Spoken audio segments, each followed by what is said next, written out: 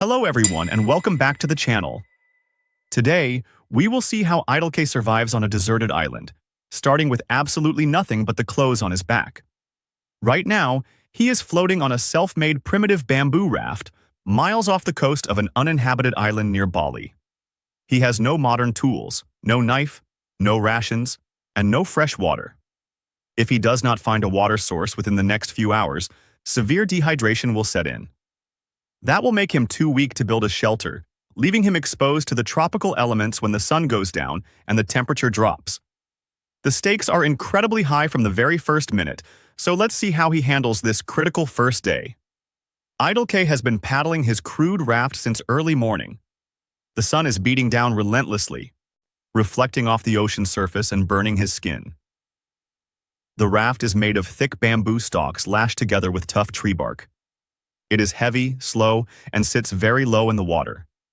Every wave washes over his legs. He uses a flat piece of carved driftwood as a paddle, digging it deep into the water on the right side, then switching to the left, trying to keep the heavy craft moving forward. As he gets closer to the island, he can hear the loud roar of waves crashing against a shallow coral reef. He has to be careful here. If a wave catches the raft wrong, it could flip him over and smash him against the sharp coral. He stops paddling for a moment, watching the timing of the waves. He sees a slightly deeper, calmer channel between the breaking white water. He digs his paddle in fast and hard, his arms straining with the effort. As he rides the momentum of a smaller wave right through the gap, the water suddenly becomes calm as he enters the lagoon. A pristine white sand beach stretches out in front of him. Idolque paddles the last 50 yards until the front of the bamboo raft grinds onto the sand. He steps off into knee-deep water. His legs are stiff from sitting for so long, but he doesn't rest yet. He grabs the front vine lashings of the raft and pulls with all his weight. Dragging a waterlogged bamboo raft across wet sand requires a massive amount of energy. He pulls it foot by foot until it is completely out of the water and well above the high tide mark. He cannot risk a rogue wave or a rising tide, pulling his only means of escape back into the ocean. Standing on the beach, Idolque finally takes a moment to assess his new environment. Now the island is totally quiet except for the wind and the surf. The beach is narrow, backed instantly by a dense, towering wall of green jungle. Tall coconut palms lean out over the sand, their massive fronds rustling in the breeze. The ground near the tree line is cluttered with dead leaves, driftwood, dried seaweed, and empty coconut husks. The air here is incredibly thick and humid, making it hard to breathe. He immediately starts walking down the shoreline. He is looking for a clear path into the interior and checking to see if any useful debris has washed up. Walking in soft, dry sand is exhausting, so he moves down toward the wet, packed sand near the water's edge. He spots a few small ghost crabs scattering into their holes as he approaches. They are potential bait or a tiny source of food, but catching them is a problem for later. And right now, his mouth is completely dry and his head is beginning to ache from the glare of the sun. He needs fresh water immediately. Idolque turns his back to the ocean and steps into the dense jungle. The shade of the canopy provides some instant relief from the burning sun, but the air inside the tree line is completely still and stiflingly hot. Sweat immediately starts pouring down his face and back. Without a machete, moving through the jungle is difficult. He finds a long, sturdy piece of dead branch on the ground and uses it as a walking stick to push thick vines, thorny bushes, and massive spider webs out of his way. He walks slowly, scanning the ground. He is looking for a depression in the landscape, a natural valley, or a rocky outcrop, anywhere gravity might force rainwater to pool. Or after hiking uphill through the thick vegetation for about 30 minutes, his legs are burning and his breathing is heavy. He stops, leaning against a tree, and just listens. He hopes to hear the sound of a babbling brook or dripping water, but there is nothing. He hears only insects. He changes his direction, deciding to move horizontally across the slope of the hill rather than climbing higher. As he pushes through a patch of dry bushes, he notices a change in the vegetation ahead. The plants look slightly greener, and there is a dense cluster of large ferns. Ferns usually require a lot of moisture to grow. He pushes his way through the thick ferns and discovers a narrow, rocky crevice cutting into the side of the hill. He climbs down into the crevice. At the bottom, there is no running stream, but the soil looks dark and wet. It is a natural seep where groundwater slowly pushes through the rocks. Idolque gets down on his hands and knees. He uses his bare hands to clear away the dead leaves and loose rocks. He begins to dig into the wet mud, scooping out handfuls of dirt to create a small, bowl-shaped hole about a foot deep.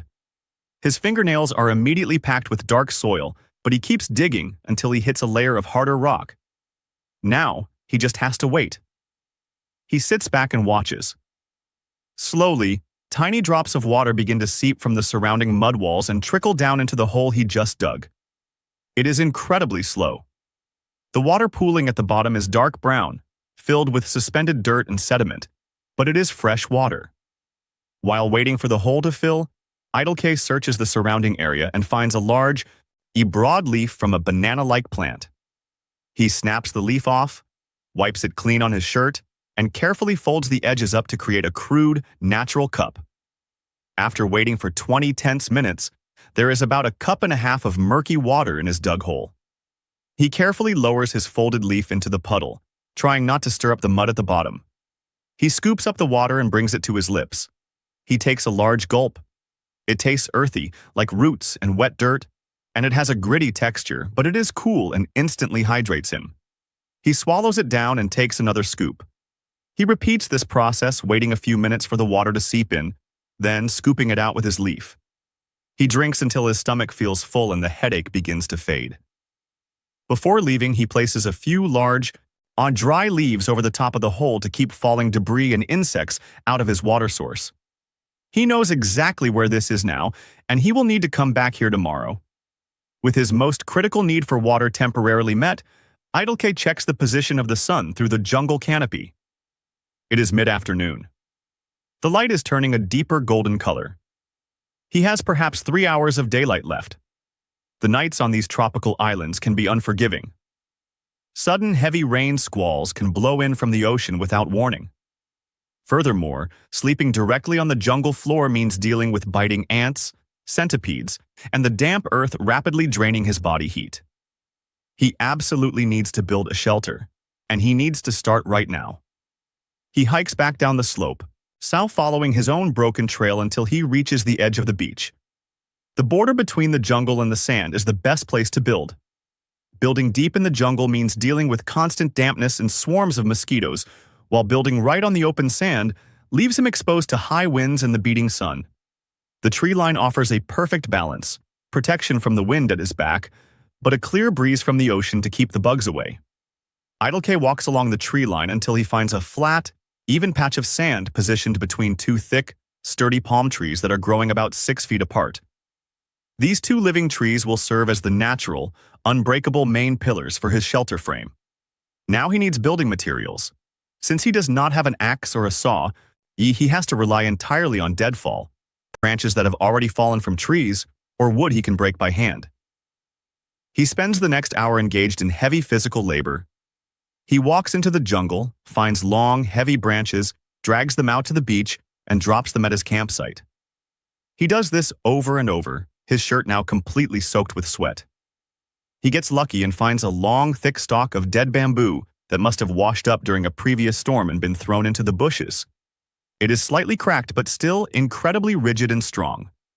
This will be his main ridgepole.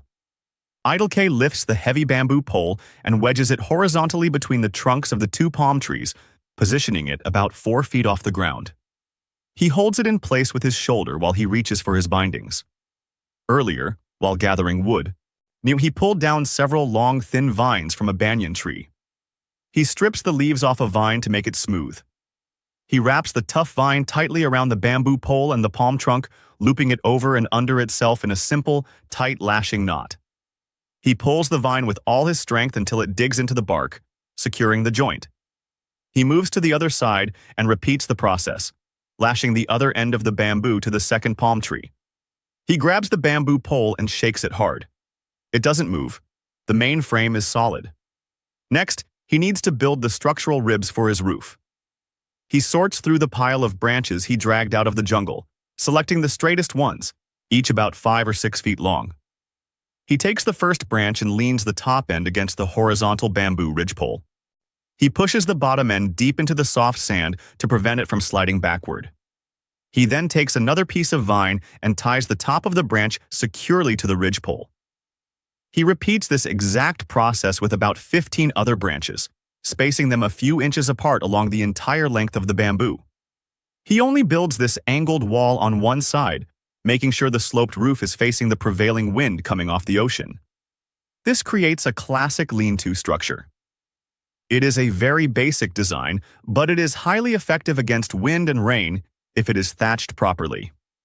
The wooden frame is completely finished, but the large gaps between the branches will not stop a single drop of rain or block the morning sun. Idolque now has to thatch the roof. He walks around the immediate area looking for palm fronds. There are many dead, brown fronds lying on the ground, but they are brittle, dry, and their leaves are separated, which means water will just run right through them. He needs fresh, green fronds. He finds a younger, shorter palm tree just inside the jungle edge. He reaches up and grabs the lowest green frond. Without a cutting tool, he has to use brute force. He pulls the massive frond downward, twisting the thick stem back and forth until the tough fibers finally snap and tear away from the trunk.